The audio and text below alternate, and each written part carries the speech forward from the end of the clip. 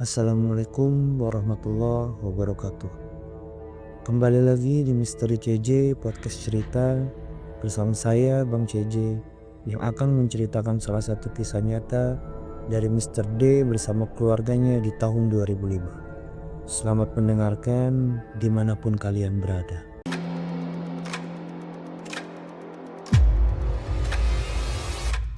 Sekitar tahun 2005, Rio bersama keluarganya baru saja pindah di kontrakan rumah daerah Tanjung Priok, Jakarta Utara. Dan pada hari itu, Rio yang naik ke kelas 5 baru saja disunat. Sejak masuk ke rumah kontrakan 2 tingkat itu tidak merasakan hal-hal yang mistis. Semua tampak seperti biasanya. Hingga suatu hari, Rio mengalami kejadian mistis saat sendirian di rumah. Malam hari sekitar pukul 9, Rio menunggu ayah, ibu, dan kakaknya yang belum pulang dari supermarket. Sambil menonton TV di ruang tamu bawah, tiba-tiba ia merasakan bau yang sangat busuk. Rio kemudian beranjak mencari bau itu, karena di dalam benaknya takut ada bangkai tikus yang mati. Baru ingin mencari, tetapi bau busuk itu hilang begitu saja. Kemudian ia duduk lagi di depan televisi. Lagi-lagi bau busuk itu terhirup di hidungnya. Tanpa pikir panjang, Rio beranjak lagi dan kedua kalinya bau busuk itu hilang lagi. Bulu kuduknya mulai terasa. Angin kencang masuk dari lubang ventilasi rumah membuat Rio jadi ketakutan. Ia mencoba menepis hal-hal yang horor dengan mengganti-ganti channel saluran TV. Ketika sedang mengganti-ganti saluran, televisi pun itu tiba-tiba mati. Seketika wajahnya semakin ketakutan sambil melihat ke berbagai sudut rumah. TV yang tadinya mati kemudian nyala lagi, tapi hanya gambar semut yang tidak ada salurannya. Kenapa sih ini? Rio sambil mematikan TV-nya. Lalu bau busuk itu kembali terasa. Yang membuat ia semakin kaget adalah melihat di sebelahnya ada kain putih di lantai rumahnya. Matanya tidak mau melihat ke atas, tapi hatinya bergejolak penasaran. Kain putih apa yang ada di sebelahnya? Benar saja, ketika Rio mendangak ke atas, ia kaget bukan main. Karena melihat satu sosok pocong yang wajahnya hancur berantakan penuh darah. Tanpa pikir panjang, Rio lari dan keluar dari rumahnya. Di halaman depan rumah, wajahnya bercucuran keringat. Nafasnya tak beraturan. Ia masih tak menyangka melihat sosok seperti itu. Rio pun duduk di luar halaman rumahnya. Rasa gemetar masih menyelimuti seluruh tubuh. Sekitar pukul 10 malam, ayah, ibu, dan kakaknya pulang ke rumah dan melihat Rio di halaman rumah. "Rio, ngapain di luar?" saut ibunya. "Gak apa-apa mah, aku nunggu mama lama banget," jawab Rio. Ia menyembunyikan tentang apa yang baru saja terjadi, karena tidak ingin mereka tahu. Toh, kalaupun tahu pasti tidak akan percaya, begitu dalam benaknya. Malam itu Rio tidur di kamar atas. Di lantai 2 terdapat 2 kamar yang berseberangan. Rio dan kakaknya yang perempuan menempati di kamar itu. Yang menyeramkan dari tempat itu adalah bangunannya seperti lorong yang di ujungnya seperti panggung berbahan kayu. Serta di ujungnya ada 2 jendela di sana. Sore hari menjelang maghrib, kakak perempuannya sedang mandi.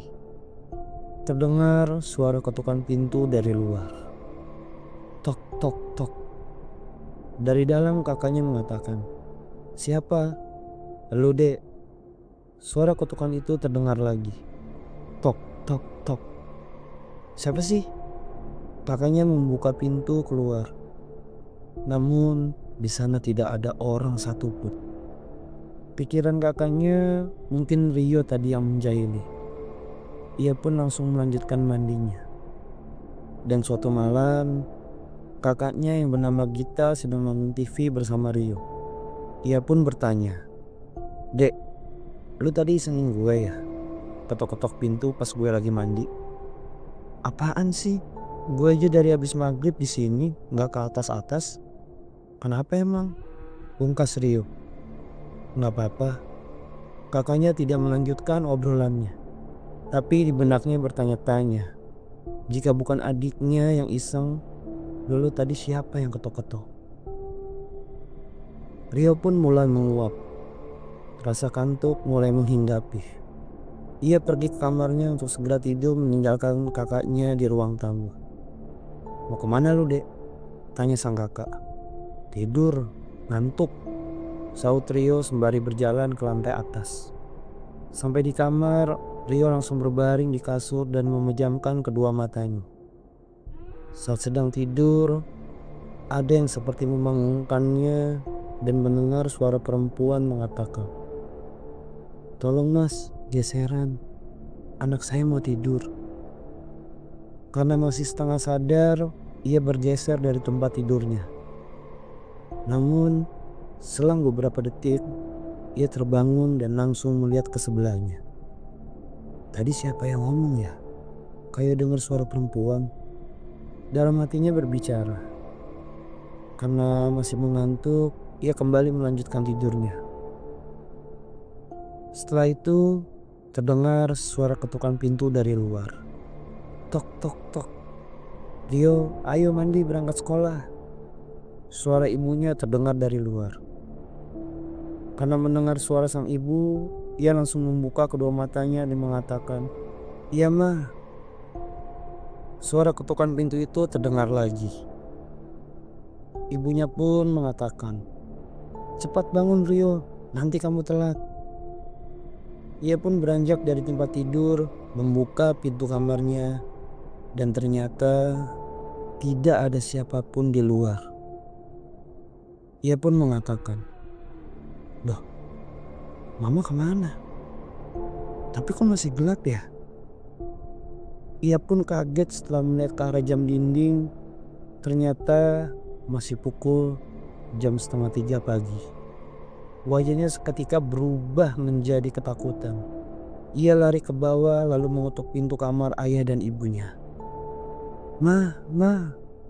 Rio berteriak dari luar. Ibunya keluar lalu mengatakan, "Kenapa Rio? Kok jam segini teriak-teriak?" "Mah, Rio tidur di dalam ya." "Loh, kenapa?" tanya ibunya dengan penasaran. "Tadi Rio kebangun, dengar suara mama bangunin Rio suruh mandi takut telat ke sekolah. Pas Rio buka pintunya, mama gak ada. Rio lihat ternyata masih setengah 3. "Kamu mimpi kali nak?" jawab ibunya. "Enggak mah, Rio gak mimpi." Wajahnya yang masih penuh ketakutan. "Yaudah, balik ke kamar lagi ya. Mama temenin sampai Rio tidur lagi." Kemudian Rio balik ke kamar bersama mamahnya. Dia pun mengatakan, "Mah, beneran, Rio gak mimpi." Sambil menatap ibunya. "Iya nak, kamu sembari baca-baca doa ya. Jangan mikir aneh-aneh. Sekarang kamu tidur lagi." Rio mau tak mau memejamkan matanya.